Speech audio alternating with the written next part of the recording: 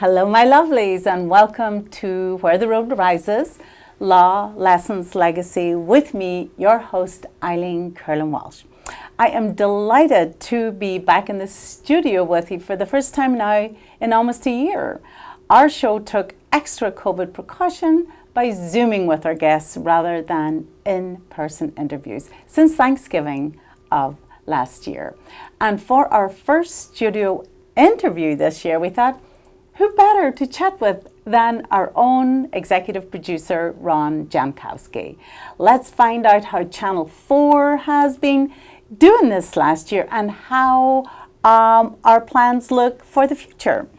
I also want to turn the tables on Ron, find out a little bit more about the man behind the producer, the journey that led him to Channel 4, and his reflections as he looks back on that life well lived and his vision for the future. So, welcome viewers and welcome Ron.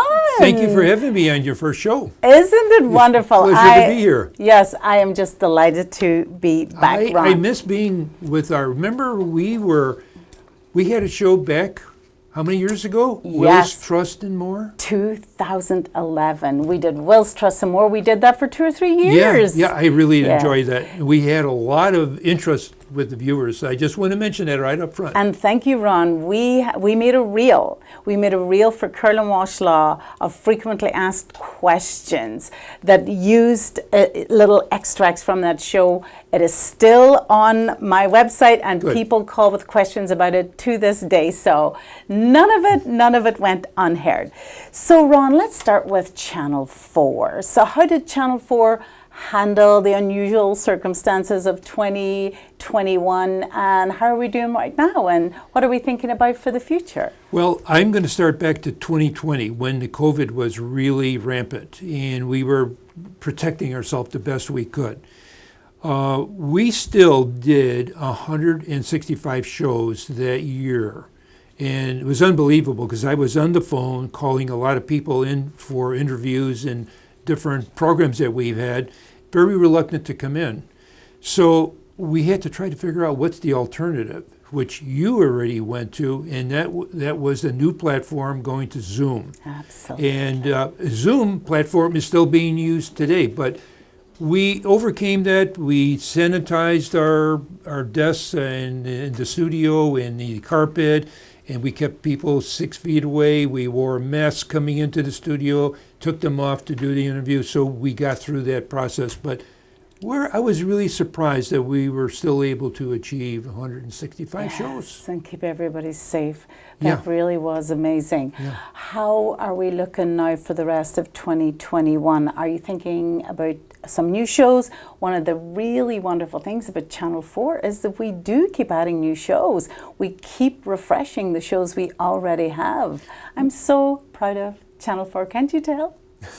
You are, and thank you for that. Yes, I spend most of my time in trying to develop interest. I try to make the transparency as much as I can of our local government. I try to bring in as much awareness programs as I can. And that awareness programs is a spread of non-for-profit and lots of local things that are going on here that people really need help with publicity, and so I give it to them. And so I'm constantly working on that. We're almost, I would say we're coming up with like 3 or 4 brand new shows this year. One of them is on sports, and we have a producer that interviews the school, interviews teachers. We've even had 2 producers. Actually, my wife Sue was being part of that, interviewing teachers, interviewing sports programs such as we had coaches in here, and it's tough to get coaches in here because they're working all the time. So we found time to squeeze them in. So that is brand new. And we're constantly working on trying to bring in what is going on with the schools and how are they dealing with the COVID. How are the teachers dealing with it? So that's all important stuff. And of course, the administration has a nightmare dealing with the unions and everything else. So we like to get what are they thinking and what are they trying to do so that the public is aware of that. And Ron, you do so much for the senior community. They love Channel 4. They're our greatest viewership. And I think it's terrific that you have been able to bring in so many healthcare providers, insurance providers, Medicare specialists to help the seniors navigate those more difficult decades. So great job. Well, we are also, if I can cut you just a little, cut into your what we are doing also is we are putting every show on YouTube. So if somebody wants to view a particular show and view it as many times as they want, on demand, forward, backward, repeat, they can do that on YouTube. But we probably have over 1,000 shows on YouTube now, and we just keep adding and adding. And I talked to Carl Gurman, who's our engineer. And we have to, he's looking at how many shows we have, and we have to keep taking shows off, and we go back maybe 3 years or 4 years and cut those shows off from YouTube so that we have the capacity to add on new shows. So that's kind of what we're doing. Right. So the ability to keep creating new shows as well as a facility to watch the old ones, to find something from 3 years ago, from something that you watched but you really wanted to kind of do a deeper dive into it, to be able to find it on YouTube. That's terrific. How very modern are we here at Channel 4? No, I think that's terrific, as well as moving to the Zoom platform, being able to keep going during the pandemic. You know, it's another measure of how Channel 4 has reacted to exactly what the viewership, what the community has wanted. Well, we have plans to go even above and beyond that. Yeah. And I can share that with you now. Yes. One thing, we've already done a live show. We actually had live cameras out in front of City Hall. The mayor had, I think it was a Veterans Day. We did a fantastic show, I thought, being live, and we were only doing like 2 or 3 a year, but we're trying to introduce ourselves into the live broadcast, and that takes a lot of people and a lot of talent to know what to do. So we're working in that, and then also we're talking about expanding our studio where we're at right now. If I do get the space that I've been promised, which is adjacent to this studio, it will increase our capacity by 100%. And so I'm excited about that. I'm already in the process of buying new lighting and cameras and a whole lot of stuff for that to happen, which I hope will happen sometime next year. Maybe we'll even have a live audience. Who knows? You never know. Yes. You never know. No, you that was a never good know. point. You know, honestly, Nothing I never is too thought ambitious, of that. right? Yeah, I never thought of that. I'm going to keep that in mind. There is a possibility we could pull that off. Lovely. Well, Ron, you have been the face, the voice of Channel 4 since its inception now, from the year 2000. From the year 2000. I took this over as a volunteer. I turned my TV on one day and I looked at Channel 4. It was Channel 6 at the time on Comcast. And I saw a camera on in the console room, and it wasn't being manned. It was just a wide view. So I talked to my wife, and excuse me for a second, I have to take a little sip. I talked to my wife, and she said, you know, they're running some kind of a plate after this show, and the plate says they're looking for volunteers. There's somebody that understands the video and production and so on. So I was very reluctant to call. She called for me and made an appointment for me to come here. So I came to a meeting, and I could tell walking in the meeting that they really were struggling. They really didn't know what to do. So what I'm getting at is we had one Radio Shack camera. It was a VHS. No one running it. Sometimes they would run it. And we went from that to 2 cameras in the console room, manned cameras, to 3 cameras. And we opened up this studio to record shows. And it just blossomed out to now we have 3 cameras in here. We have all kinds of equipment that we could teleprompter and feed our hosts and our guests with information, and it's just, I don't know. I guess I have to say, if it weren't for our Mayor Strauss and the consul, his consul, being very supportive, this would not have happened. That's really where it came from. Yes. A lot of dedication and building, and then being able to build on what you already had because you had some proven success to have the studio you have today. And viewers, sometime we must take you around the studio because the editing room, I think, looks like Oprah's studio with all the screens and the wall with the different shows, the different times. It is really professional. Thank you. Thank you. But this was not your first rodeo, Ron. You had worked in TV before. I worked in TV. I actually ended up running Channel 5, NBC television. But I started out just prior to that. I started out in the Apollo space program. I was involved with that. And that is another venture that I got involved in. So I understood electronics. So when I applied with NBC, they said, well, you understand electronics. We're looking for somebody who is a buyer. I said, well, I was a buyer in purchasing. So I got the job, and things were really ragtag. I professionalized it and got it fully operational to a professional operation.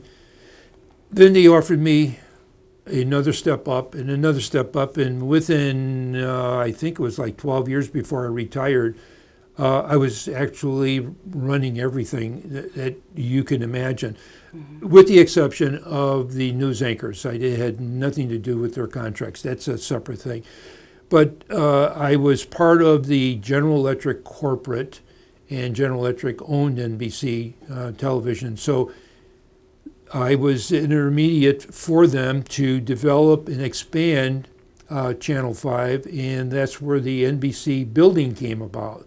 That project was mine in Chicago. So I lived with every floor that it had to be built and all the electronics going in. Of course, I had engineers and stuff like that working with me. But we developed that thing where we were able to move from the merchandise mart where they were for, I don't know how many years, many, many years when television first started out, to a point of moving from a Friday 10 o'clock newscast to Sunday 10 o'clock newscast. That weekend, we moved the total operation. Right. Electronics, desks, offices was all accomplished then. That was quite a challenge for my life to go through that, but it was really interesting, and I really enjoyed it. The end result was I learned a lot about broadcasts. I learned about people. I learned about unions. And I appreciate the people that were standing behind the equipment and making it work to make the image look good, it be a show or whatever. Absolutely. So I learned a lot in that through that process. But yes, and then I retired, and I went on to just sitting back for a year and not doing anything. And my son was a police officer at Orland Park, and he said, Ned, they're looking for someone to maybe create an evidence room because things are not in good shape there. So I went there for an interview with the Chief McCarthy at that time. He's a well-known person. Reagan. He took the bullet for Reagan. That's it. And Chief McCarthy's still doing very, very well. I think now he took the job in maybe Mokina or somewhere, a southern suburb. He's temporary chief there till they hire someone, I guess. But anyway, he hired me, and I had some experience with Cook County Police. I was working for them as a I guess like a senior community service person, and that was in Lamont. So I was there for a while. So he knew that I had experience with the police. He says, well, can you do this evidence? I says, yeah, that's not a problem. It's a matter of managing the thing. So I created a manual system, put it on the computer, and blah, blah, blah. So they are up and running. Then I retired from that. And that's where it started with Channel 4. So I'm going backwards a little bit, but then Channel 4 had the opportunity for me to be a volunteer, and I volunteered for a couple of years to see what I could do with this thing. And I remember the day they said, Is there about it? I was working here as a volunteer for about maybe 4 months or so, and they said, "Is there anything you could do with this?" And I said, "Well, I have to have a vision. How can I make this worthy of all the time and money that has to go into this?" And I created that vision, and that vision was to make our community aware of what's going on, both business-wise and with legislation of our local government and the problems that are going on. Make them aware of these things. Make them aware of the businesses coming into town and giving them the exposure that they need. Promoting those businesses and then helping the non-for-profit and onward. Yeah. With the awareness program and everything else I did that on Saturday afternoons and Sunday afternoons for, I don't even remember, it was weeks and weeks and weeks, till I convinced them to spend some money for equipment, and then I just exploded because I showed them what I could do, all the things that I just shared with you. And that vision has led to us being here, and it's still expanding, as Yes. you were saying before. How we will do some live shows, expand the studio. It's absolutely amazing, and congratulations Thank you. on that, Ron. Now I'm going to unpack a little of what you said, because some of the experiences you've had are things that fascinate most people. You've worked with celebrities, you've worked in TV, you've worked in evidence rooms, setting up an evidence team, an evidence tech. So what has that taught you about humanity? First, is it as glamorous as it sounds to work in a TV studio? What is it like working with the talent versus the people behind the cameras? You work in evidence and you're seeing a whole other side of human nature. So what is it really like, and how are we doing as humans? Are we doing okay? I'm going to start with the police. That really opened up my eyes with the police department, in that so many people have problems in this world. They have family problems and neighbor problems and people that just have hatred. And I learned how to deal with that. I learned to talk to people, and they come in and they would share, well, I was arrested for retail theft, and they took everything away from me and my personal stuff. You have it. So I would hear that story, and I'd have to sort out what was taken illegally and what was really theirs and give that back. So I heard all these, I guess you could say, horror stories of their personal life, and that really opened up my eyes. So I had more feeling for people. I learned to listen. I learned to digest and hear and have empathy for what they're telling you. So that's where I learned about human nature, is at the police department. But learning about being with the glamorous and celebrities and the glamour that goes with that, they put their pants on like I do. And they're not anything different. They are people, and they have a following. That's a little different than the person that's behind the camera. That person is in front of the camera, and they have a following. Those people have a look and a perspective of things that people like, and so they carry an asset within themselves wherever they go. And what I mean by that is, you're a hot property. Let's say you're a news anchor. You're a hot property, and people like you, and they watch you, and they view your shows, and they buy the products that are sponsors. But then, for some reason, the contract expires, and their agent moves them to another network. Well, that following goes with that person sometimes. It doesn't stay with that station. And so it's amazing how people follow things that they like. And when they see it on TV, they look at that person and they say, I really trust that person, what they're telling me. And when that person's not there anymore, it's a void in their life. And so if they pop up on another network, they're there with them. So I've learned that. And that is really interesting to see. When someone is a property, they make their money because of that, but they also have a tremendous following, and that brings the ratings with that. Yeah. And did you find that the talent, the front of the camera people appreciated those behind the camera who made them look good, who had the skills. Most did. I wouldn't say all. Yeah. Most of them do appreciate that because the camera person can make you look bad or look good depending on your image. What you say is one thing, but your image is something else. And we have a great engineer here that makes us look good right now. He's got all these cameras rolling. In fact, he's one man and he's got 3 cameras going here. That's fantastic.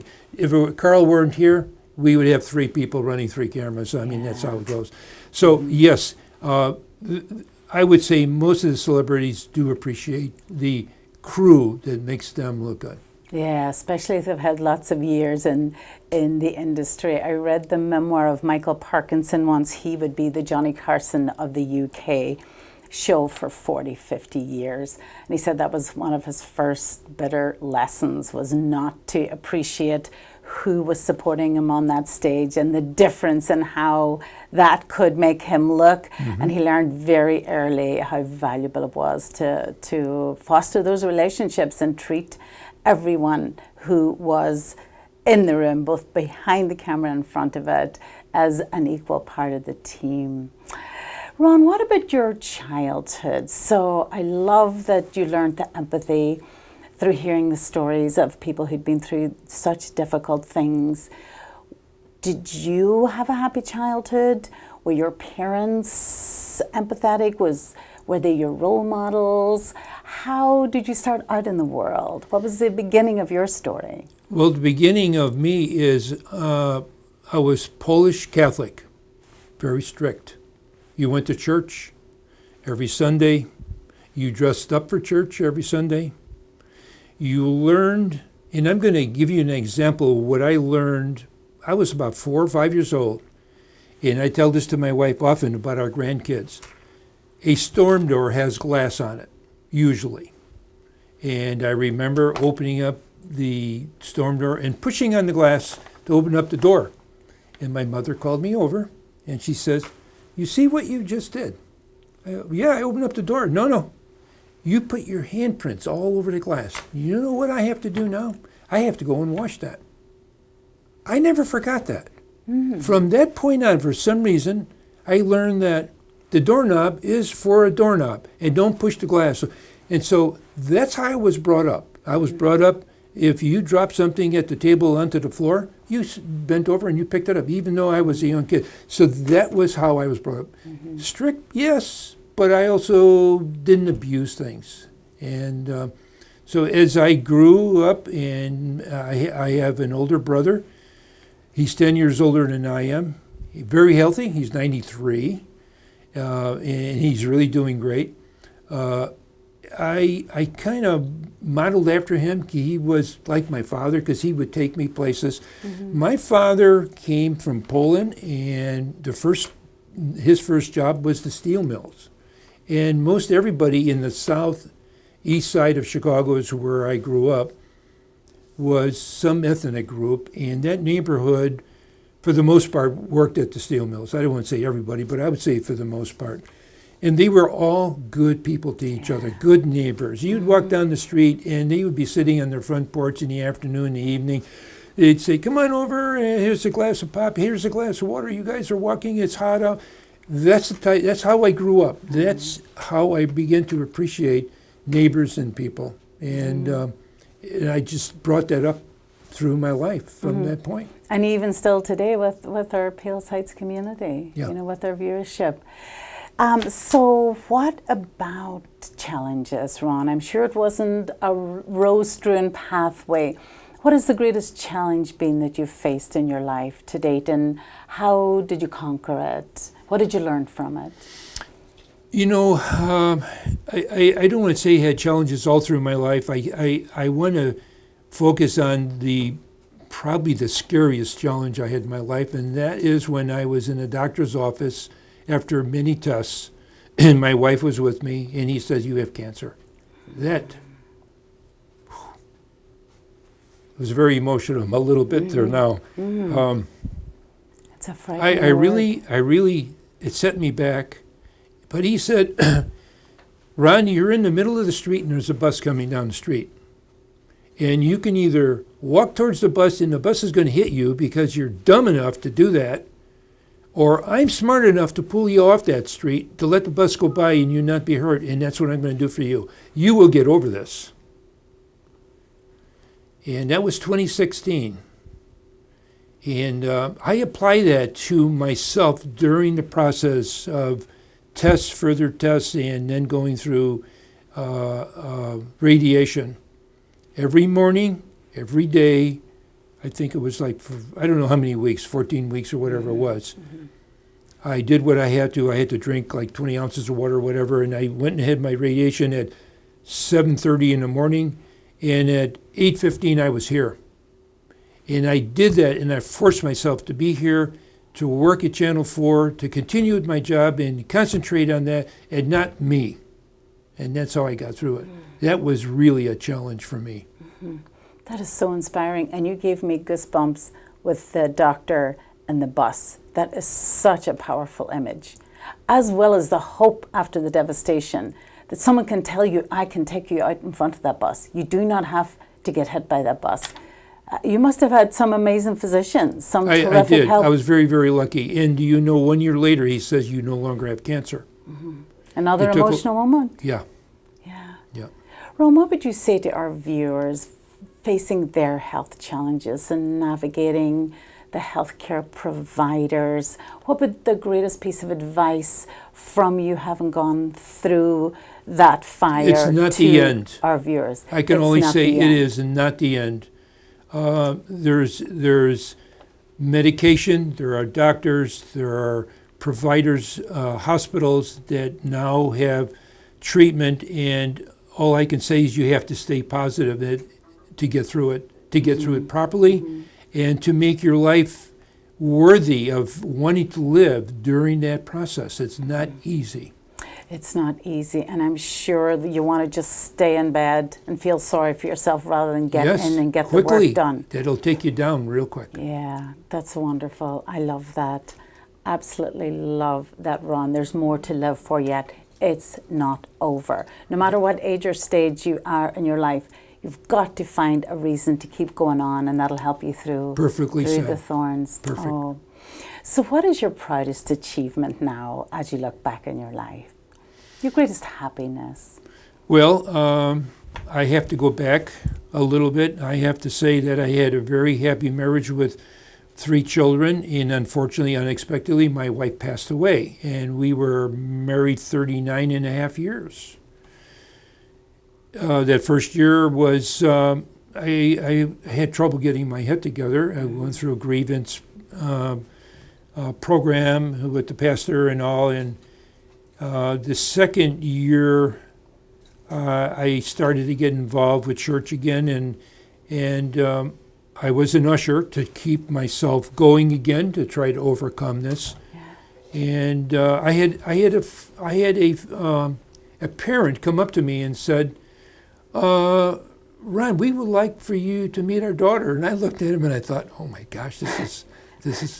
I don't believe this is happening to me. Yes, I don't believe this is happening, but I tried to keep straight, and because I didn't want to embarrass the gentleman. So okay, and I'm taking care of people, passing on him books and stuff, and I said, yeah, okay. So I just kind of let that lie, and he came up to me after church, and he says, she's going to be here next week. We would like to introduce you to her. Okay, so I did meet her, and that's Sue Jankowski. We met in church, we dated for a while, and we got engaged in church, and we got married in the same church, and we've had a wonderful life, and that is how I overcame that. And that is probably the biggest and best blessing I ever had. She's very supportive, was totally supportive through the process of cancer. Needless to say, in my family, I mean the rest of the family. So that really was that support in there, always there to help me, make me feel good. Yeah. So for all the challenges you've had, you have come out the other side with a positive lesson learned. I have. Oh, I love that, Ron. So does everything make sense now? Have you figured it all out, do you think? Or are there still some mysteries to life? There's no mystery. Not to me. I have a plan. I've already shared part of it with you that I want to take Channel 4 to the next level. One, the live broadcast, and the other is expanding the studio. I have already talked to Comcast, and I have already told them that if I can achieve that, we will probably be the largest cable access station that is in the south part of the Chicagoland area, and probably the most active. Yes, I don't think anyone is even close to us other than you want to consider the northern part of town like Naperville. Yes. We can't compare to that. They have 150,000 people in their population, and we're like 12,500. With that exception, we will be the largest and we will be the most active. And I hope now that I am working very closely with Palos Hills, with the city of Palos Hills, with programs for them to help develop their city as well through Channel 4 and Palos Heights. I can do that for other communities and maybe expand from there. So my question to Comcast is, are we going to still be on TV? Mm-hmm. Or is this going to go to the internet? And they said they're making no changes. So with that, I'm going to keep focusing on Channel 4 television to keep expanding on that. And as you know, with YouTube, we're on the internet with that. So we're going to do both. And I hope that we can accomplish something that no one else has ever done by when we expand the studio. Yeah. So what theme I hear running through all the stories you've told is the vision. You've always had a vision, you continue to have a vision. So perhaps that's another secret to happiness, secret to longevity, secret to health, is always have a vision, always have a goal you're working towards. I always have a goal. There is no mystery. There is no void. I know where I want to go. And in part of my workings with Channel 4 in Palos Heights is constantly looking next month and the month after next year and looking at what we can do and what kind of shows we can bring in and how we can improve the communication with the community. Yeah. That's my goal. That's excellent. So we are going forward, viewers. Come along with us for the ride. So how about if we wrap up with a favorite quote or poem? Is there a book, a Bible verse? Is there something that has been meaningful for you, Ron, that you would share with our viewers? It would be a prayer. The Our Father. That's it. Yeah. I believe in that. Yeah, and that has sustained you. Yes. Yes. I would say the Hail Mary for me would be a very similar, just solid rock, a foundation that you go to those words so familiar flowing through your head. It's a meditation. It's a meditation and an absolute rock, a foundation. I love that, Ron.